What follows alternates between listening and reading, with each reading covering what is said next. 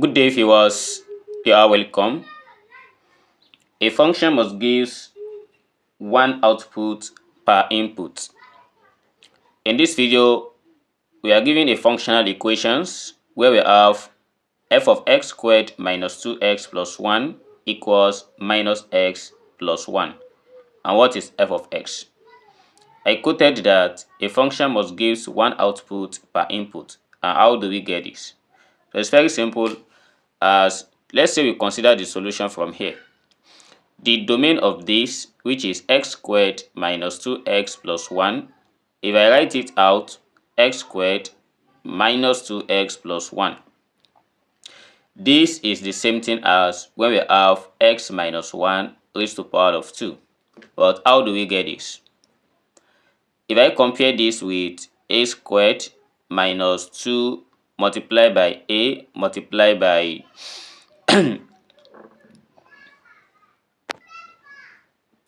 a multiplied by b, then plus b squared. So this equals a minus b raised to the power of 2.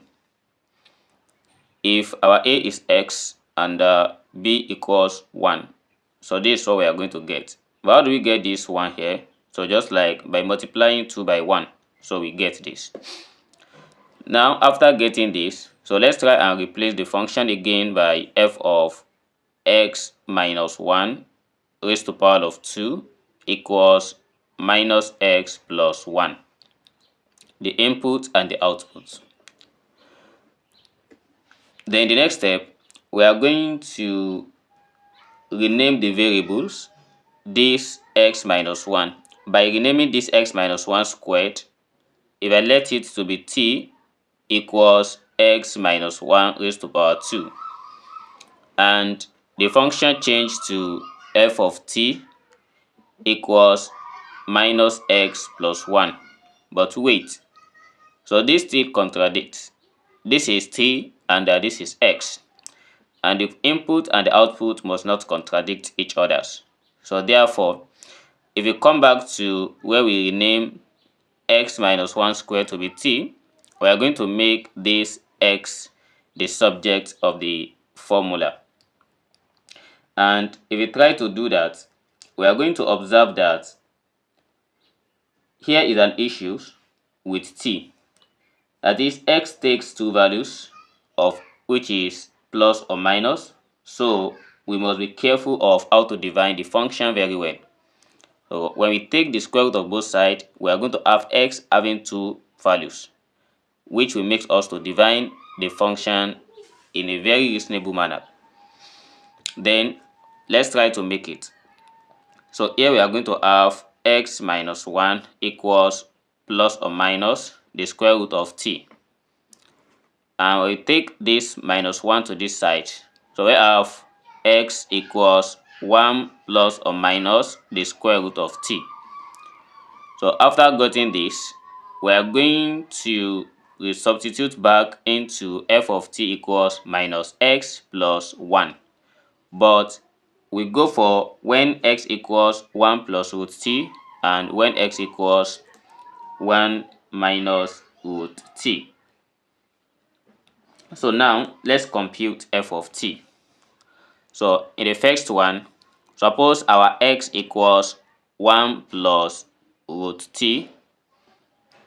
So therefore, our f of t will be equals, instead of x, we change it to minus open bracket 1 plus root t, then plus 1. And by this, we have f of t equals, when we open this parenthesis, we have minus 1 plus root t minus root t plus 1. Plus 1 minus 1 cancelled. Then we have our f of t equals minus root t. Let's consider this as the first function that we got, which is for f of t. And again, we also consider when the x equals 1 minus root t.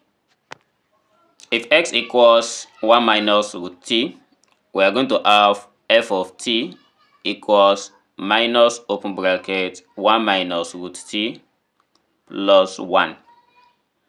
So this gives, when we open this with negative, we are going to have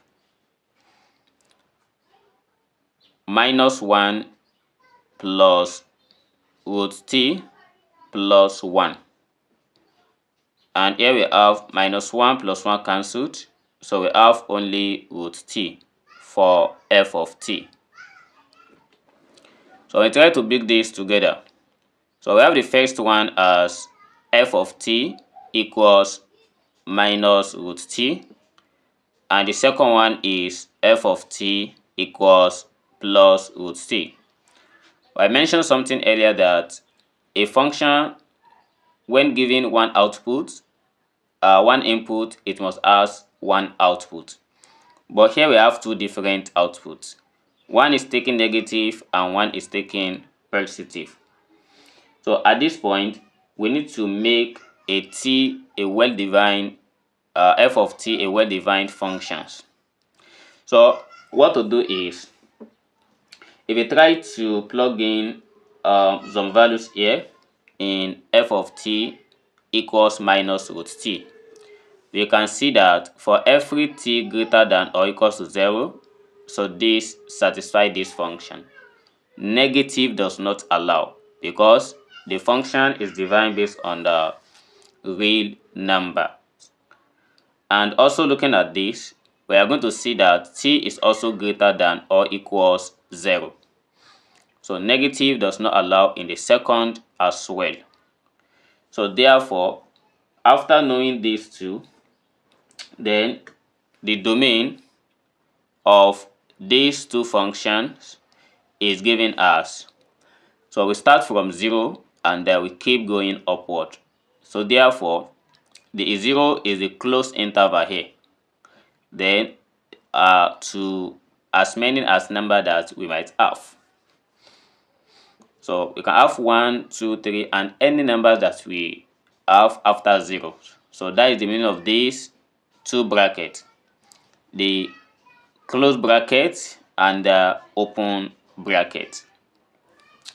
So in a conclusion, so since we have to find f of x, so we just say f of x for the first one equals minus root x if x here is greater than or equals 0. And as well, we have f of x equals root x if x is greater than or equals 0. Or we can just simply use 0 to what? Infinity. So this is how to solve this problem.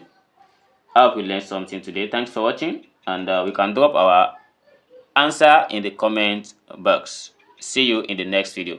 Never stop learning. Bye bye.